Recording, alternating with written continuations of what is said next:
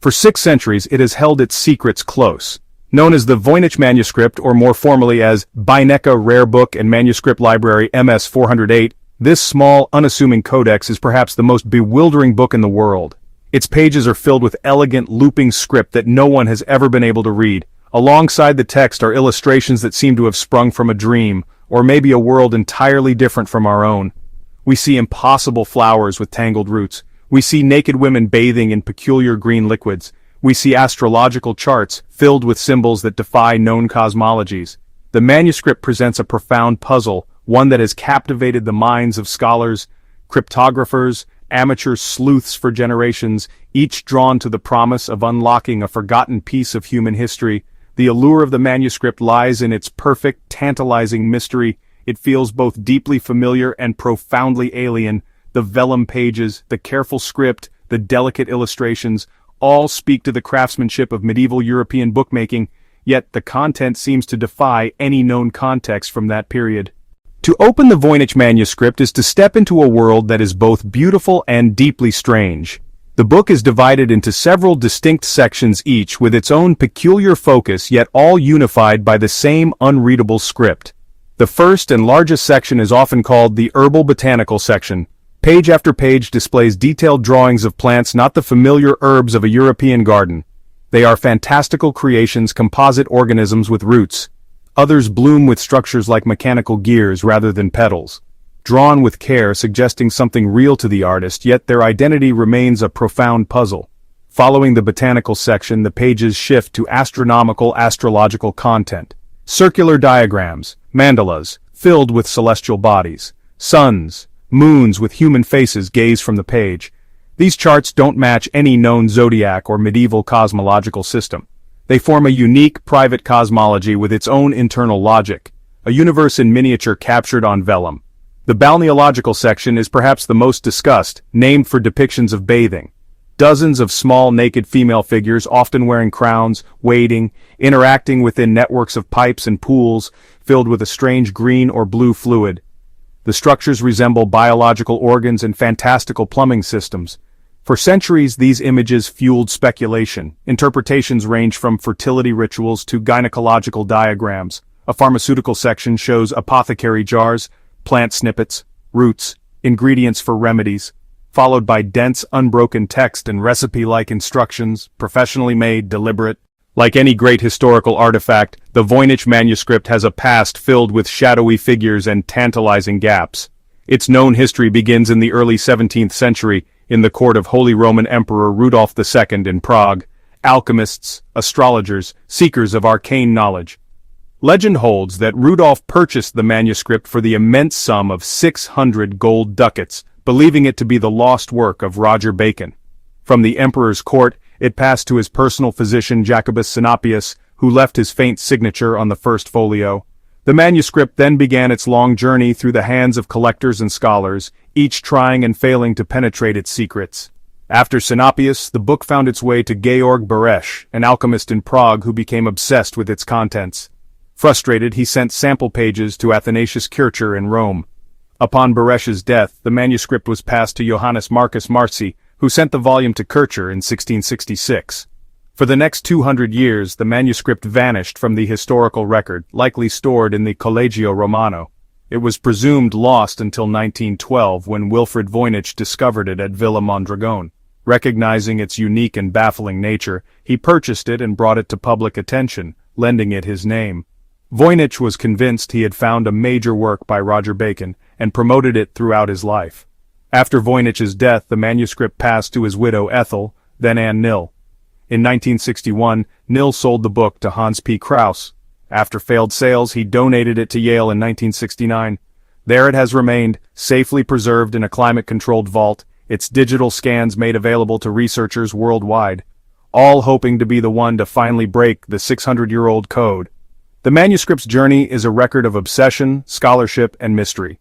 Each owner left traces, some erased, some barely legible until modern imaging. That archival record set the stage for modern breakthroughs. If you're curious about how cryptographers, historians, and scientists converged on new ideas, stick around. The next section walks through a century of failed attempts. No music, just the story. From the moment Wilfrid Voynich unveiled the manuscript to the world, it became a magnet for the brightest minds in cryptography. The challenge was irresistible: a complete, book-length text written in a sophisticated but unknown script. Early attempts were led by William Romain Newbold, who in the 1920s claimed to have deciphered parts of the text. He proposed microscopic shorthand hidden within the visible letters, and read Roger Bacon into it. His method was debunked as overly imaginative and scientifically unsound. Mid-century elite codebreakers turned to the manuscript. William F. Friedman, who broke purple, spent years on Voynich. Even with top expertise, they were stumped. With the digital age, hope returned. Surely computing power could succeed where humans failed. From the late 20th into the 21st century, researchers used AI and statistical analysis on the text. Some studies flagged Semitic features, others Proto-Romance or East Asian affinities. Results remained ambiguous. AI confirmed non-random structure but failed to produce coherent translations. Digital pareidolia. Many concluded it might be a brilliant hoax designed to fool a wealthy patron. The world's greatest human and artificial minds had been thrown at it and came away empty-handed. The failure forced a re-evaluation. Is it a hoax, an unknown language, or an encrypted text? The debate split scholars. Skeptics urged caution. Others pushed new interdisciplinary methods. That set the stage for a paradigm shift that began in 2024. If you're enjoying the deep dive, like and subscribe helps researchers and creators cover archival licensing. More on recent breakthroughs next. No filler, straight to the evidence. The next section examines a new interpretation: the Voynich as a women's health compendium. So, the paradigm shift began subtly in late 2024, not with a single dramatic breakthrough, but with a convergence of interdisciplinary research that challenged long-held assumptions. A team led by historical linguist Dr. Ardis Claverie and medical historian Dr. Kenji Tanaka proposed a radical new hypothesis. They argued previous attempts failed because everyone was looking for the wrong thing. Re-examining the manuscript through the lens of women's health, sexuality, and reproductive knowledge changed everything. This field was often practiced by midwives and female healers, and its knowledge frequently shared orally or coded to avoid censure. Sometimes texts were encoded to prevent dangerous knowledge from being discovered by male-dominated authorities. This framework transformed interpretations of the bizarre imagery. The fantastical plants weren't literal but symbolic representations of herbs used in gynecology, contraception, abortion, fertility treatments. Their composite nature could be a visual code combining elements to signify properties or uses. The balneological section, with its women in green pools, was re-envisioned as therapeutic bathing, hydrotherapy, ritual purification tied to female cycles.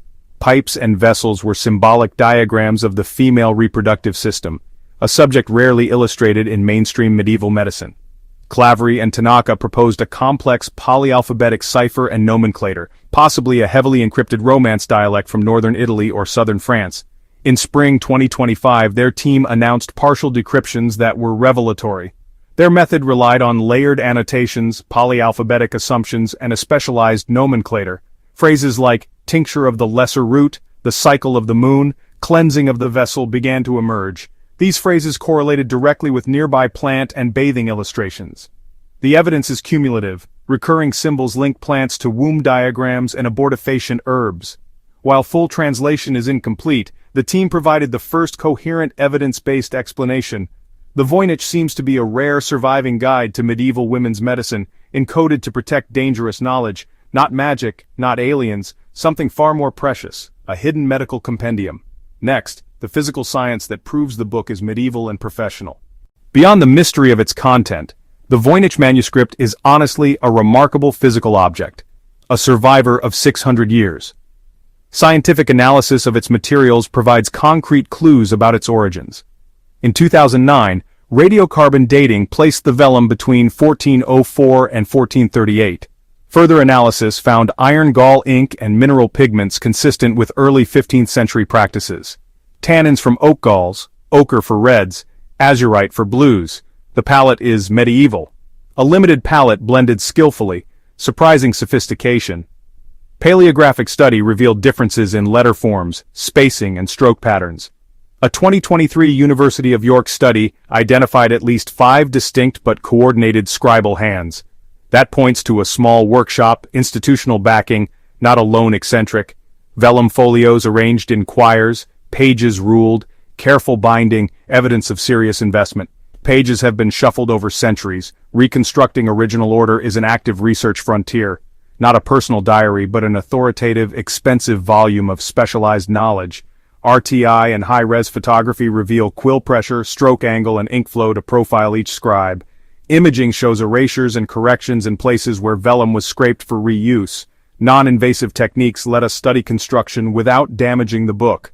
Physical evidence shows the Voynich Manuscript was a serious, well-funded, authoritative volume. Producing such a book required major resources and multiple skilled artisans. This is not a casual doodle. It is a deliberate repository of hidden knowledge. Which makes the next question crucial. Is the script meaningful? The answer lies in its patterns. Coming up, linguistic evidence that it's not random gibberish. For decades, the theory that Voynich script was meaningless gibberish remained plausible given repeated failures. If the text had no underlying meaning, attempts would be futile. However, linguistic analysis refuted that idea. One of the earliest discoveries, the text adheres to Zipf's law. Word frequencies match patterns expected in natural languages. The Voynich text follows this distribution almost perfectly. Researchers found 25-30 core characters with internal word structure, prefixes, stems, suffixes. Words are separated by spaces. Certain characters prefer word initial or final positions. This morphological organization is fundamental to language. Entropy measures show orderliness similar to Latin or English, not random. It is not as repetitive as a simple substitution, nor as chaotic as random symbols. That points to a complex linguistic structure or sophisticated cipher. Certain words repeat beside illustrations, roots, flowers, organs, showing contextual meaning. A recurring symbol appears in plant passages and womb diagrams, linking text to abortifacient herbs. Taken together, most researchers now treat the manuscript as meaningful text. The gibberish or hoax theory doesn't stand up to statistical and paleographic scrutiny. Research shifted from authenticity debates to the harder task, breaking the code. The manuscript resists because the language and encryption are unique and remote. To break it, researchers combined paleography, linguistics, cryptanalysis, and imaging. Next, how technology revealed hidden truths. In the quest to unlock the Voynich Manuscript's secrets, modern imaging technology became as crucial as cryptography and linguistics. Multispectral imaging, MSI, allows us to see the manuscript under ultraviolet, infrared, and other wavelengths. That reveals details invisible to the naked eye. MSI recovered faded marginalia and signatures, proof that people tried to decode it centuries ago. For example, Sinapius's 17th century signature is now legible under MSI. Hidden marginalia in Latin, German, and cipher-like marks hint at early decryption attempts. High-resolution photography enables precise handwriting comparison and the identification of scribal hands. Magnified quill strokes show pressure, angle, and flow, key forensic markers. RTI captures surface texture, revealing faint ruling lines and scraped areas. Chemical analysis of inks and pigments confirms medieval materials and rules out modern forgery. The way ink aged and bonded with vellum is consistent with centuries of natural aging. Those physical data stripped away myth and grounded scholarship. Recovered notes reveal early readers tried to decode the text, evidence of continuing curiosity. High-resolution digital archives democratized access, accelerating collaboration. Researchers worldwide can now work together in real time. Imaging and lab work debunk sensational claims like aliens or modern hoaxes. Radiocarbon results anchor the manuscript to early 15th century Earth. Ink penetration and aging cannot be faked convincingly. Technology paired with interdisciplinary teams transformed Voynich research. Which brings us to why this manuscript matters beyond mere curiosity. After 6 centuries of silence, the Voynich manuscript is finally beginning to speak. The emerging consensus in 2025 that it is an encrypted compendium of medieval women's health knowledge transforms its importance. Its decipherment offers a rare window into a world erased from official records. Practices of women's medicine, herbalism, and midwifery were often suppressed and sometimes criminalized. Information could be deadly. Accusations of witchcraft were real threats. A coded manual could preserve life-saving knowledge while hiding it from hostile eyes. It is also a milestone in the history of cryptography, a sophisticated pre-modern use of polyalphabetic methods and nomenclators. If confirmed, it shows advanced encryption in a non-state medical context centuries earlier than expected. Researchers are compiling lexicons and symbol glossaries to map meaning. The breakthroughs are products of teams, linguists, coders, historians, chemists, paleographers, and art historians. Open-access digital archives enabled global collaboration and accelerated discovery.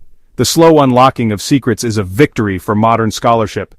But much remains: full grammar, vocabulary, precise cipher method, and the identities of the scribes. A complete translation may still be years away, but the path forward is clearer than ever. This manuscript reminds us how much of our past, especially women's history, remains hidden in plain sight. Each translated word deepens our understanding of medieval science, culture, and the human impulse to protect knowledge. The great enigma of Beinecke MS408 is finally giving up its secrets. The world is listening, eager to hear what else it has to say.